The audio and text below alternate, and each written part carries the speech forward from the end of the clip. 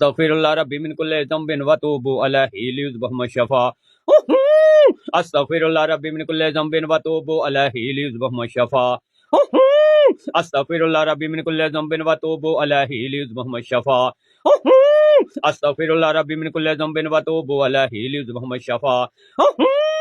अस्सलामु अलैकुम। तो कैसे हैं आप लोग? उम्मीद है आप सब बिल्कुल ठीक, सेहतमंद और सलामत होंगे। तो आज हम फिर से देखने वाले हैं हमारे मीठे मीठे प्यारे प्यारे हरे भरे लाल पीले रंग बिरंगे और रंगीले हलवाखोरों की कुछ अजीबोगरीब वीडियोस। तो चलिए शुरू करते हैं। ये सुन्नी ही बिगड़ बिगड़ के इधर उधर जा रहे हैं। ये बाकी मसलकों वाले तो ऐसा नहीं होता। तो मैं कहा हमेशा दूध खराब होता, कभी पेशाब भी खराब हुआ है। अब ये किसने कह दिया कि पेशाब खराब नहीं होता? मैंने काफ़ी अत्तारियों को खराब होते देखा है। जी हाँ, काफ़ी अत्तारी खराब हो जाते हैं। और मैंने परसों ही एक अत्तारी को खराब होते देखा है, यानी पेशाब खराब होता है। मतलब अत्तारियों से मुराद वो वाले अत्तारी हैं जो इसको यानी कि समर अब्बास अत्तारी को अपना रहनुमा मानते हैं, अपना पीर मानते हैं। सारे अत्तारी इसमें नहीं आते। बहरहाल पेशाब से मुझे अत्तारियों से मुझे जनाब इलियास अत्तार कादरी साहब याद आ गए। उनका भी पेशाब खराब हुआ था। जी हाँ, उनका पेशाब खराब हुआ था और उसके बाद वो यूरोलॉजिस्ट के पास गए थे, अपना इलाज करवाया था। वो भी डॉक्टर ही होता है। मुझे बॉम्बई में मुझे जरूरत पड़ी थी यूरोलॉजिस्ट के पास जाने की। और जनाब इलियास अत्तार साहब का तो ऑपरेशन भी हुआ है, उनकी सर्जरी हुई है। अब बीमारी क्या थी, वजह क्या थी, कौन सा मुकाम था, कभी भी दावत इस्लामी ने ऑफिशियली जो है इसके बारे में नहीं बताया भी हो तो मुझे नहीं मालूम, मैंने पढ़ा नहीं या फिर मैंने कोई वीडियो नहीं देखी। लेकिन इलियास अत्तार साहब के बयानात से ऐसा मालूम होता है कि सतर के आसपास किसी मुकाम में या फिर सतर में उनका ऑपरेशन हुआ है। उनके बयान से ऐसा लगता है, कंफर्मेशन नहीं है, मैं कंफर्म नहीं करता, लेकिन ऐसा लगता है। फिर मैं इस्तिंजा कैसे करूंगा? जगह ऐसी है क्योंकि वो इसमें बेपर्दगी का भी होता है ऑपरेशन में, बाज़ ऑपरेशनों में, मेरे ऑपरेशन में भी है ऐसा।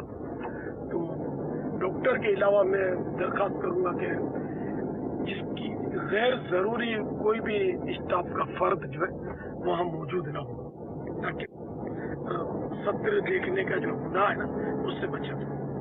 वैसे ये वही इलियास अत्तार साहब हैं जिनके बारे में उनके मुरीद जो हैं दावा करते हैं कि उन्होंने अंधों को ठीक किया है, बहरों को ठीक किया है और गूंगे हजरात को भी ठीक किया है। और तावीज़ात अत्तारिया के ज़रिए जो हैं काफ़ी लोग जो हैं ठीक हो जाते हैं। यहाँ तक कि कैंसर के पेशेंट जो हैं वो भी तावीज़ात अत्तारिया के ज़रिए जो हैं ठीक हो जाते हैं। ऐसी काफ़ी वीडियोज़ मौजूद हैं और ऐसे काफ़ी झूठ जो हैं फैलाए जाते हैं। लेकिन जब खुद पे बात आती है तो डॉक्टर के पास जाते हैं, मेडिकली जो है अपना इलाज करवाते हैं, खुद जो है तावीज़ात अत्तारिया यूज़ नहीं करते और खुद दादा साहब की घोड़ी के ज़रिए ठीक नहीं होते, खुद जो है मेडिकली अपना इलाज करवाते हैं। खैर, बात कहाँ से कहाँ निकल गई। बात हो रही थी समर अब्बास अत्तारी की। तो शायद इसको मानने वाले, इसको अपना पीर मानने वाले, इसको अपना आलिम मानने वाले ये कहे कि हमारे पीर साहब ने, हमारे आलिम साहब ने खुद को दूध कहा है, तो आपके पीर साहब, आपके आलिम साहब खुद को कुत्ता भी कहते हैं। मैं आला हजरत का मलंग और गौसे आजम के दर का कुत्ता हूं। और कुतिया भी दूध देती हैं। शायद ये वही वाला दूध है, तभी ये मिंबर पे बैठकर, मस्जिद में बैठकर लोगों को माँ बहन की गालियां देते हैं। तो मैं कह जाओ नचन वालियां दे आ ओ तेरा अब्बा कमजोरी दा मारिया ते मैं अपना गल्ला बैठा है कोठे वालियां दी बचिया। ये कोठे वाली सरकार है, ये कोठे वालियां दा बच्चा अंदर बैठा है, बाहर निकल। बहरहाल यहाँ पर इनकी फैमिली को टारगेट नहीं किया गया है, इनके मुरीदों को टारगेट नहीं किया गया है।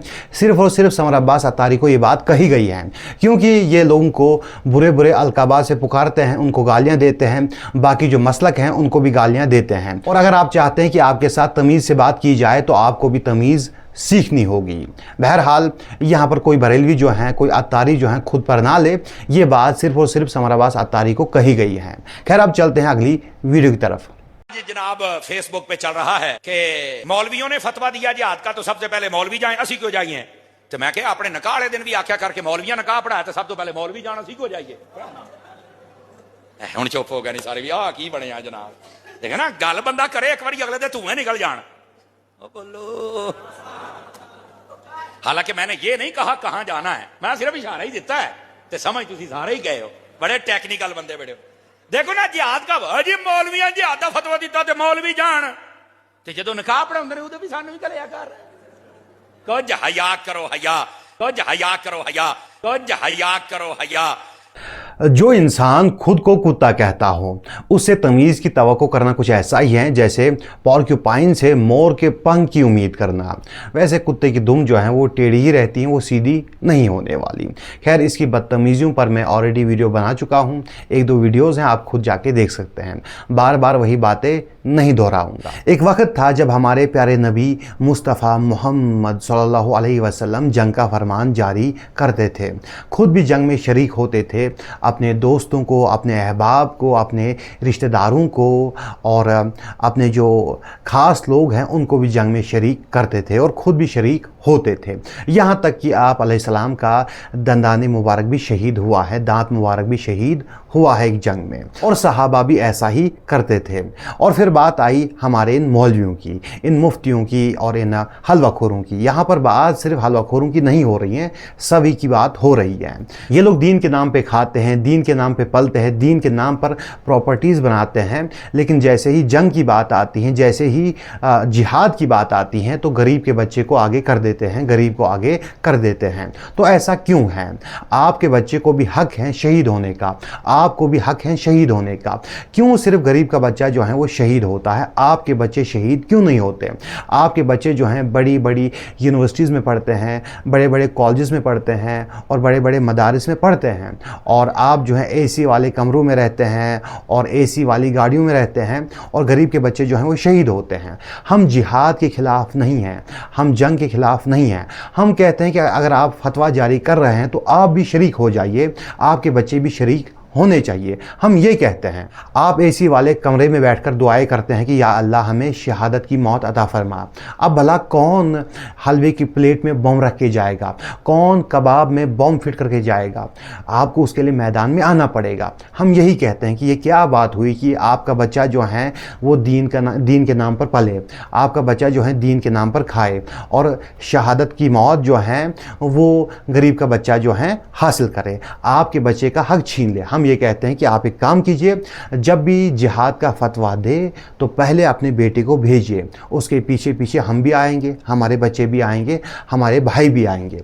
हम ये नहीं कहते कि हम नहीं आएंगे, हम कहते हैं कि आप भी शरीक हो, आपके बच्चे भी जिहाद में हिस्सा ले। हमारा बस यही कहना है, इसके सिवा हम ये आपके खिलाफ नहीं है। बहरहाल यहाँ पर सभी की बात की गई है, किसी एक मसलक को या फिर किसी एक फिरके को टारगेट नहीं किया गया है। खैर, अब चलते हैं अगली वीडियो की तरफ।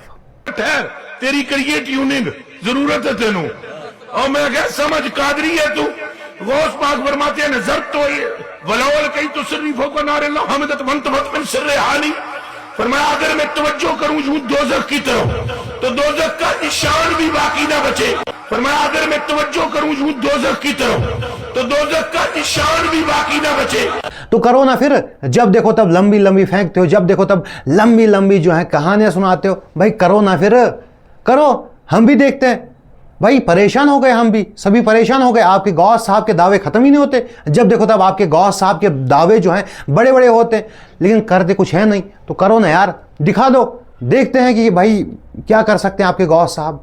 अजीबोगरीब बात है यार, मतलब क्या कहूँ मैं इनको, अजीब लोग हैं ये, अजीबोगरीब दावे हैं। गौस साहब से कहो कि ठीक है कर ले, हम इंतज़ार कर रहे हैं, ठीक है हम इंतज़ार कर रहे हैं। जब देखो तब लंबी लंबी फेंकते हैं।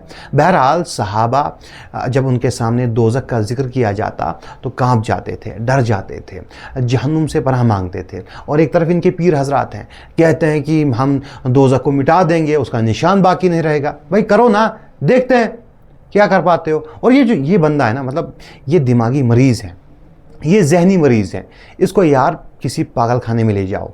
जब देखो तब ये अजीबोगरीब बातें करता है। पिछली बार कह रहा था कि गौस साहब के हाथ में खुदा की खुदाई है, सारी खुदा दी खुदाई अब्दुल कादिर के सामने ऐसे है जैसे हथेली पर राई का दाना रखा हुआ है।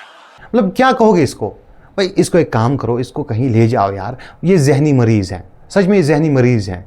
ऐसे इनके आलिम है, सोचो, मतलब इस बात को लोग सुन रहे हैं लेकिन कोई कुछ बोल नहीं रहा है। ऐसे ये लोग हैं यार, मतलब शर्म आनी चाहिए इनको, लेकिन ये कतई बेहद बेशर्म है। इस हकीर अशरफी को लगभग 11,1166 खिलाफतें दस्तयाब है। सुभान अल्लाह। मैं तो इस बात से परेशान हूँ कि भाई साहब 11,1166 क्यों बोल रहे हैं, क्यों वो डायरेक्ट 12,166 नहीं बोलते, इस बात से मैं परेशान हूँ। रही बात खिलाफतों की, तो भाई इतनी खिलाफतें भाई साहब ने हासिल कैसे की होगी, इतने पीरों से कब मिले होंगे और कैसे की होगी, मतलब भाई साहब ने बताया नहीं है। बहरहाल भाई साहब जो है लंबी लंबी फेंक रहे हैं। जो लोग ये मानते हो कि गौस साहब के हाथ में खुदा की खुदाई हो, तो वो ऐसी बातों में तो मान ही जाएंगे। खैर भाई साहब लंबी लंबी फेंक रहे हैं, भाई साहब झूठ बोल रहे हैं। वैसे भी इनके यहाँ ये झूठ बोलना कोई नई बात नहीं है, ये लोग झूठ बोलते ही रहते हैं। अक्सर कहानियाँ इनकी जो होती हैं वो झूठी होती हैं। और भाई साहब ने सोचा कि भाई क्यों सिर्फ पीरों के बारे में झूठ बोले, हम अपने बारे में भी फेंक देते हैं थोड़ा। खैर आज की जो वीडियो थी वो यहीं तक थी। इंशाअल्लाह मिलते हैं अगली वीडियो में। अस्सलामु अलैकुम।